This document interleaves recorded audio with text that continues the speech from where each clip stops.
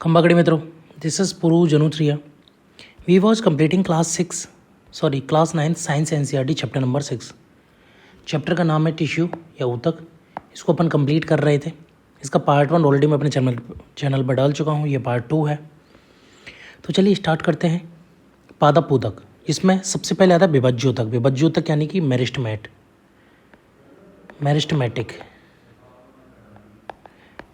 मतलब विभज्योतक.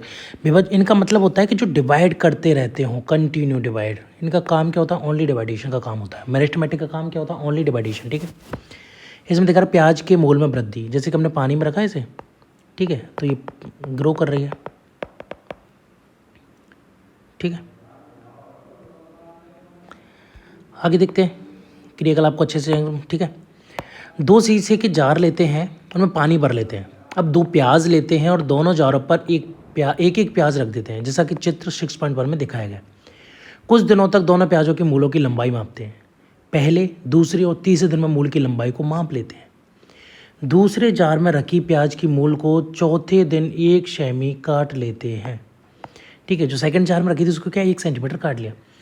इसके बाद दोनों जार में रखी प्याज की मूलों की लंबाइयों का 5 दिनों तक निरीक्षण करें. उनमें हुई प्रत्येक दिन की वृद्धि की माप को नीचे दी गई तालिका में. ठीक है, वो ग्रोथ होती है.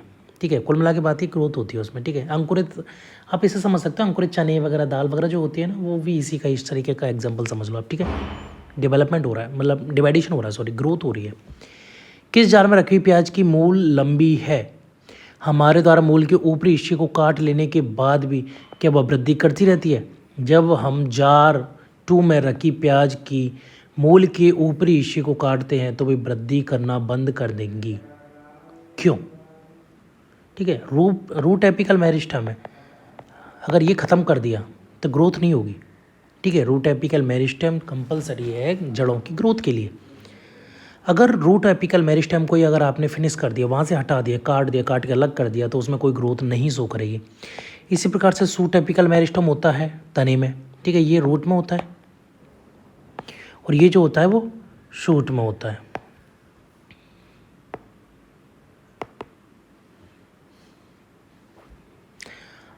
SHWT होता है, आई थिंक, है ना.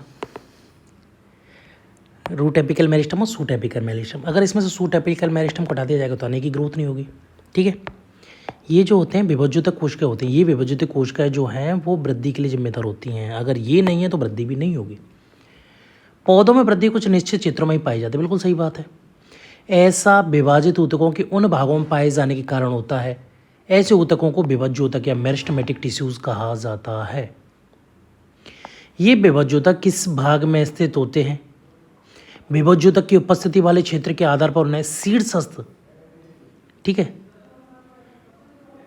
और कैम्बियम या पार्श्वीय, लैटरल, ठीक है, तो अंतर्विष्ट, इंटरकैलरी भागों में वर्गीकृत किया जाता है. विभज्योतक के द्वारा तैयार नई कोशिकाएं प्रारंभ में विभज्योतक की तरह होती हैं, लेकिन जैसे ये बढ़ती और परिपक्व होती हैं इनके गुणों में धीरे धीरे परिवर्तन होता है. ठीक है, स्टार्टिंग में तो क्या मेरिस्टेमेटिक सेल्स होती हैं, लेकिन बाद में क्या ग्रो करती हैं आगे, और फिर क्या करती हैं, इनमें मैच्योरेशन आता है. मैच्योरेशन आता है तो पर्टिकुलर वर्क के लिए जो है वो डिवाइडेड हो जाती हैं कि ये हम जो है वो सिर्फ यही काम करेंगे. ठीक है, इस तरीके से. और ये दूसरे ऊतकों के घटकों के रूप में विभाजित हो जाती हैं. ठीक है, तो ये जो हो गया एपिकल मेरिस्टम सूट का, तो सूट एपिकल मेरिस्टम, शीर्षस्थ विभज्योतक. ठीक है, ये हो गया इंटरकैलरी. ठीक है, 2 मैच्योर्ड के बीच में ये अंतर्विष्ट विभज्योतक. ठीक है, और ये जो है वो लैटरल मेरिस्टेम होती है. किसी पौधे में विभज्योतक की स्थिति हो गई. प्ररोह के शीर्षस्थ विभज्योतक जड़ों एवं तनों की वृद्धि वाले भाग में विद्यमान रहता है तथा वह इनकी लंबाई में वृद्धि करता है. तने की परिधि या मूल में वृद्धि पार्श्व विभज्योतक के कारण होती है. ठीक है, ये वाली है. इसमें जो वृद्धि होगी, ऐसे चौड़ाई में वृद्धि जो होगी वो लैटरल मेरिस्टेम के द्वारा. ठीक है, और तने की लंबाई या फिर मूल की लंबाई जो बढ़ रही है वो बढ़ रही है, घटेगी तो क्यों बढ़ रही है, वो किसकी वजह से बढ़ रही है? एपिकल मेरिस्टेम की वजह से. तो रूट एपिकल मेरिस्टेम, ये सूट एपिकल मेरिस्टेम, और ये नीचे, इसके नीचे पाया जाएगा रूट एपिकल मेरिस्टेम. इन दोनों के द्वारा ही ये ग्रो पाई जाती है. ठीक है, अंतर्विष्ट विभज्योतक जो कुछ पौधों में पर्व संधियों के पास पाए जाते हैं. ठीक है, पर्व संधि मतलब जहाँ पे ये शाखाएं निकलती हैं, ठीक है, जहाँ से शाखाएं निकलती हैं, इंटरकैलरी मेरिस्टम होता है, वहाँ से ये शाखाएं निकलती हैं, ठीक है। विभज्योतक की कोशिकाएं अत्यधिक क्रियाशील होती हैं, ठीक है, हाईली क्रियाशील होती हैं, ठीक है, और डेंस होती हैं वो, ठीक है। उनका काम ही क्या होता है, सिर्फ डिवाइड करना, डिवाइड करना, डिवाइड करना। तो उनमें वो सारी चीज़ें पाई जाती हैं जो डिवाइडेशन के लिए कंपलसरी है, ठीक है। वैक्यूल बहुत कम होगी, ठीक है। वैक्यूल का काम क्या होता है, कुछ नहीं, बस खाली स्थान को घेरे रखना है जो भी, ठीक है। अगर उनमें खाली स्थान ही नहीं होगा, ज़्यादा से ज़्यादा कोशिका द्रव्य पाया जाएगा, ठीक है, तो जाहिर सी बात है ग्रो ज़्यादा करेंगे। तो उनके पास बहुत अधिक कोशिका द्रव्य, ठीक है, काफ़ी मात्रा में जो साइटोप्लाज्म होता है, ठीक है, साइटोप्लाज्म जो होता है वो काफ़ी ज़्यादा मात्रा में होता है। पतली कोशिका भित्ति होती है, ठीक है, थिन सेल वॉल होती है, तो स्पष्ट केंद्रक होते हैं। उनके पास रसदानी नहीं होती, वैक्यूल नहीं होती, ठीक है। क्या हम सोच सकते हैं कि उनके पास रसदानी क्यों नहीं होती है? क्योंकि उनके पास इतना स्पेस ही नहीं होता है कि वो रसदानी को भी होल्ड कर सके, इसलिए वो नहीं रखते हैं। आप कोशिकाओं पर आधारित अध्याय में उल्लेखित इस रसदानियों के कार्यों का संज्ञान ले सकते हैं, ठीक है। जो वेस्ट मटेरियल टाइप के से जो होते हैं, या फिर कुछ ऐसे मटेरियल जो उतने यूज़फुल नहीं, उनको स्टोर वगैरह करना, ठीक है, इस तरीके से, ठीक है। स्थायी ऊतक, ठीक है, complex tissues, permanent tissue, sorry, permanent tissues, ठीक है, परमानेंट टिश्यूज़। विभज्योतक द्वारा बनी कोशिकाओं का क्या होता है, ये एक विशिष्ट कार्य करती हैं और विभाजित होने की शक्ति को खो देती हैं, ठीक है। शुरू में क्या हुआ, मेरिस्टेमेटिक सेल है, ठीक है। इस मेरिस्टेमेटिक सेल ने क्या किया, डिवाइड हुई, डिवाइड होने के बाद क्या ही मैच्योर हो गई, मैच्योर होने के बाद स्पेसिफिक वर्क करेगी।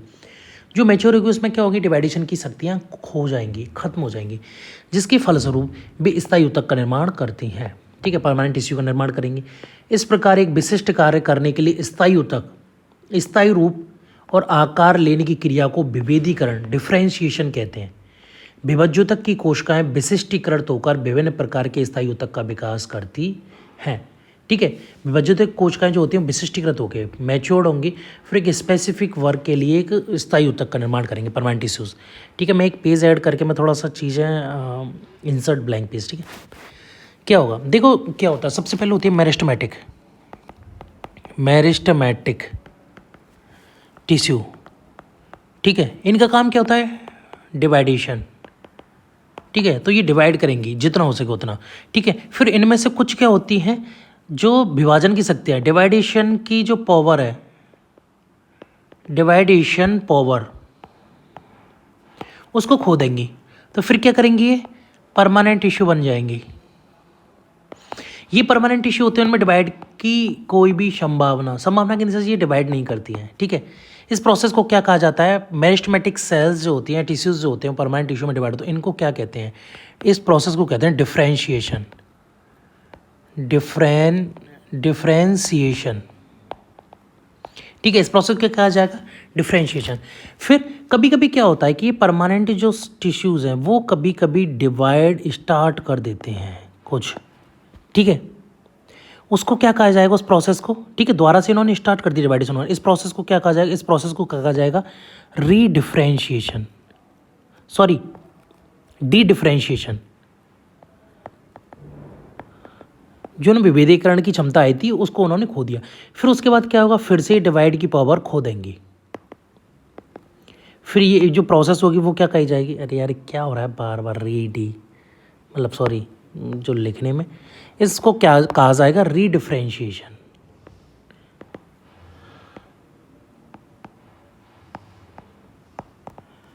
रीडिफ्रेंशिएशन देखो एक्चुअली क्या है, देखो सबसे पहले क्या थी, विभाजित होने वाली कोशिकाएं थी, विभाजित होने वाली कोशिकाएं कंटिन्यू विभाजित हो रही थी। फिर उसके बाद क्या हो रहा था, कुछ कोशिकाएं ऐसी थी जो विभाजन की क्षमता खो दे रही थी, विभाजन की क्षमता खो दे रही थी, तो वो क्या परमानेंट टिश्यूज बना रही थी, ठीक है। तो ये जो प्रोसेस होती है उस प्रोसेस को कहा जाता है डिफ्रेंशिएशन, ठीक है। फिर परमानेंट टिश्यू में क्या होता है कि कभी कभी दोबारा से विभाजन करने की क्षमता आ जाती है कुछ सेल्स में, ठीक है। तो उस प्रोसेस को क्या कहा जाता है, डी डिफ्रेंशिएशन। डिफ्रेंशिएशन मतलब विभेदीकरण हट गया, ठीक है, डी मतलब हट गया, डी डिफ्रेंशिएशन विभेदीकरण हट गया। फिर उसके बाद क्या होगा, फिर से वो विभाजन होने की क्षमता को खो देती हैं और स्पेसिफिक कार्य के लिए विभाजित हो जाती हैं या स्पेसिफिक कार्य करने के लिए तैयार रहती हैं वो, ठीक है, या फिर डिफ्रेंशिएट हो जाती हैं, दोबारा से डिफ्रेंशिएट हो जाती है, इसलिए उसको रीडिफ्रेंशिएशन कहा जाता है, ठीक है।